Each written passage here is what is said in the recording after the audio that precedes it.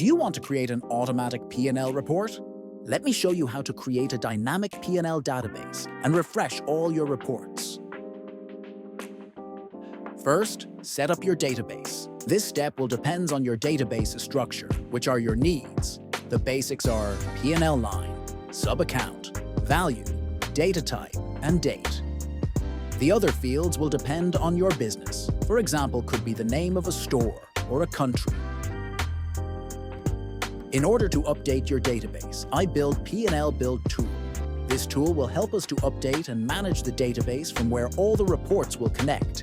This simple fact will ensure that all your P&L numbers across your reports will be the same. This layout will have the settings of your update. For example, country, year, data type, and in this case, all the months. With the help of a little code in Visual Basic, we will update our main database, DB-P&L.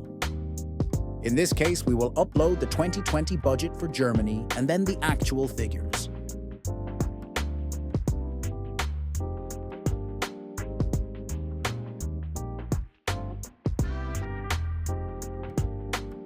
The next step is to save our P&L build file and go back to the P&L report. Here, we need to refresh our DB P&L sheet, which is connected to our tool by an external connection. After a few seconds, we will have our database updated. Finally, if we choose Germany, we will see the budget and actual figures. By combining a well-structured database with Visual Basic automation, you save time, reduce errors, and ensure your financial reports are always up to date